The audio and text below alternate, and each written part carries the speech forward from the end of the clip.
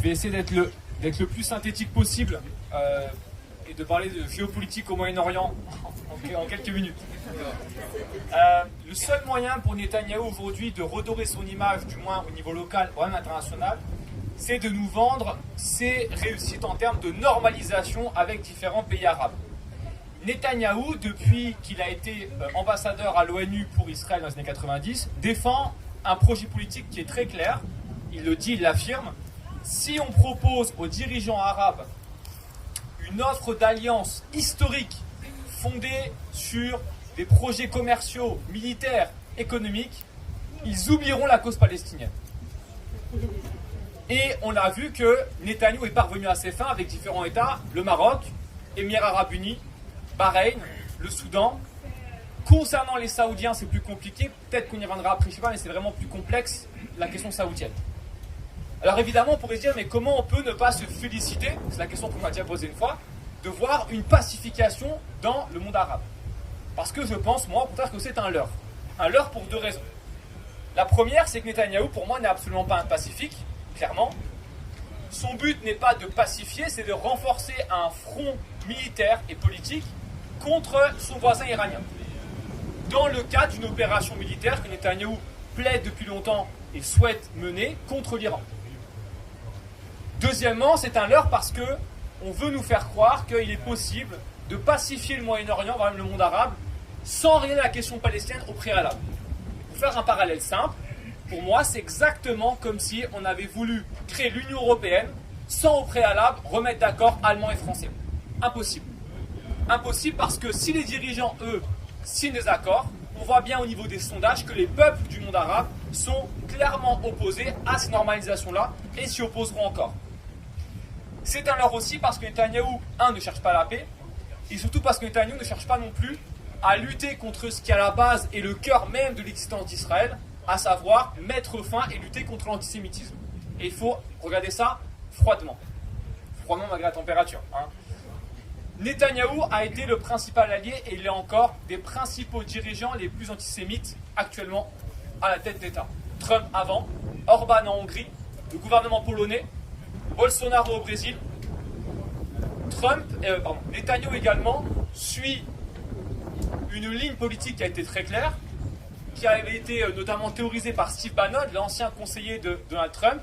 Bannon, lui, disait il faut qu'on crée une alliance des extrêmes droites européennes pour dynamiter toute cette espèce de libéralisme et de multiculturalisme. Et que disait Bannon? C'est important de comprendre ça. Bannon disait, pour que les partis d'extrême droite en Europe soient normalisés, il y a un enjeu central. Ils doivent montrer leur alliance avec Israël pour ne plus être taxés d'antisémites. Regardez aujourd'hui à quel point le RN et Marine Le Pen font leur beurre en se déclarant comme des amis d'Israël. C'est régulier, c'est quotidien et c'est important. C'est important parce qu'en réalité là-dedans, il n'y a aucun fond antiraciste, il y a un lien très clair entre Netanyahou, son gouvernement et toutes ces extrêmes droites-là. C'est l'islamophobie, et deuxièmement, une instrumentalisation de la lutte contre le terrorisme à des fins racistes, évidemment. Et de vouloir absolument empêcher les droits des peuples du monde arabe à aller vers plus de progrès, de démocratie. C'est évidemment pas le projet qui peut nous rassembler ici. Pourquoi ça ne nous rassemble pas? Évidemment parce que la question dont on parle depuis tout à l'heure, israélo-palestinien, on pourrait se dire, mais en France, bon sang, Anne va parler évidemment du mouvement de solidarité, mais on se sent un peu dépassé par ça, qu'est-ce qu'on peut faire? Moi, je plaide encore une fois pour dire que cette question israélo-palestinienne en France, elle est intimement liée à la capacité qu'on aura, nous, en tant que citoyens, à remettre en place des mouvements progressistes, puisque dans nos villes, dans nos départements, dans nos régions, tous ceux qui mènent des projets de solidarité avec la Palestine sont généralement des mouvements issus de partis progressistes, et je continue à plaider pour dire qu'un mouvement ne peut pas pour moi se qualifier de progressiste s'il n'est pas capable d'être clair et carré sur une question aussi évidente que la question palestinienne et du colonialisme palestinien.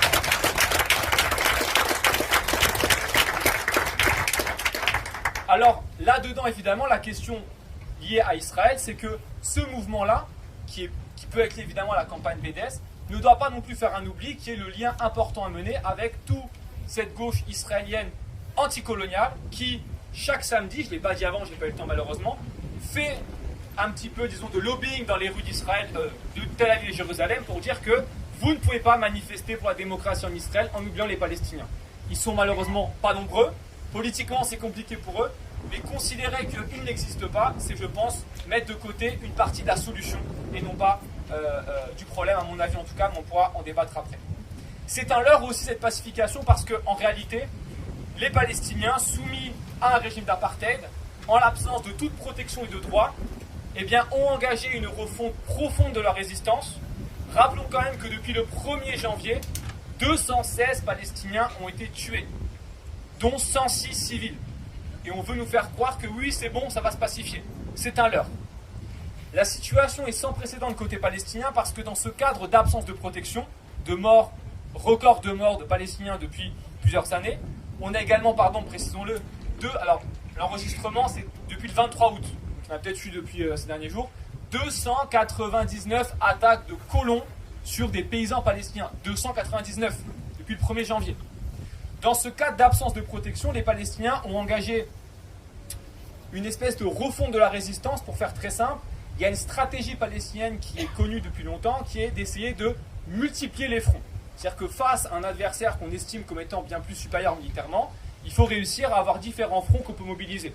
Cette stratégie, depuis 2021, on la voit se mettre en place, et elle explique aussi évidemment pourquoi est-ce que l'armée israélienne, depuis 2 ans, multiplie les opérations complètement scabreuses et coûteuses militairement. Non pas qu'Israël avant prenait soin de ne pas tuer beaucoup de Palestiniens, mais quand il y a une opération, on essaie de cibler pour que la presse internationale limite les critiques. Là, on voit bien qu'il n'y a plus aucune limite et on va droit dans le mur pour essayer d'arrêter ça. Le front, il a quatre plans très simples.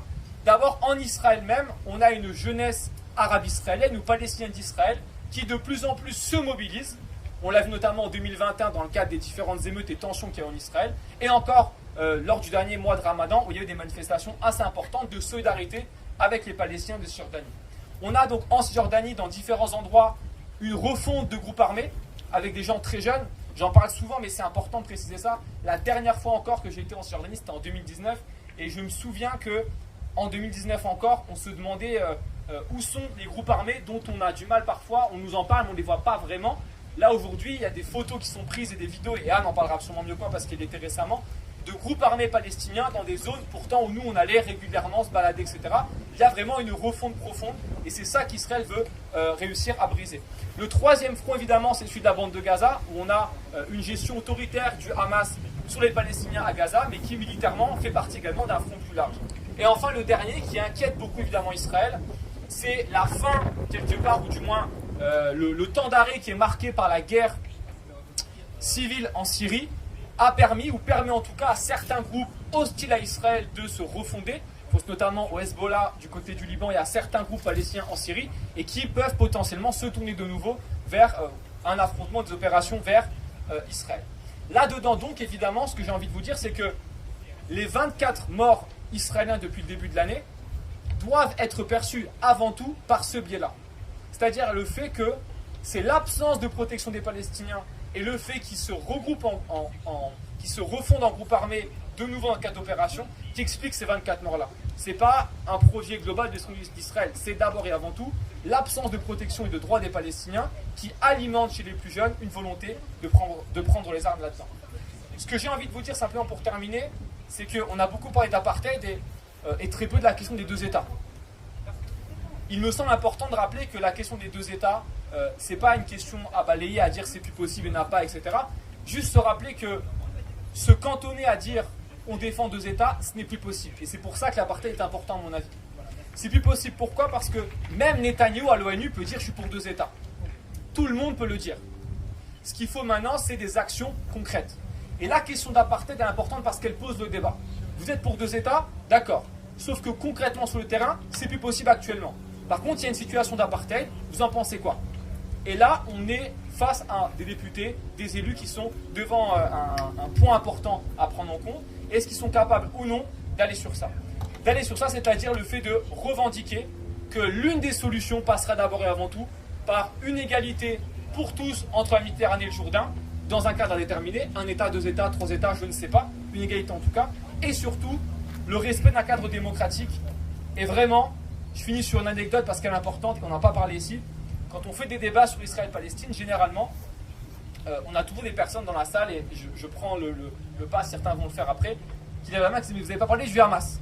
Le Hamas, veut détruire Israël et le Hamas est un vrai problème. Moi, je réponds à chaque fois que le Hamas, c'est également une question démocratique.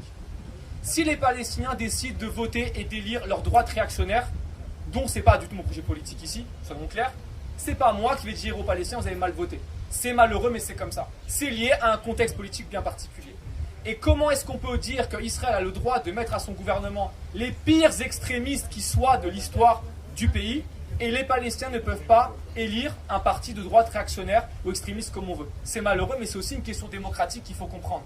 On ne pourra pas dire aux Palestiniens défendant la démocratie si quand il y a des élections, leurs partis qui arrivent au pouvoir sont bannis. Sont bannis et ensuite quand ils sortent, on dit oui mais le Hamas c'est aussi un groupe armé.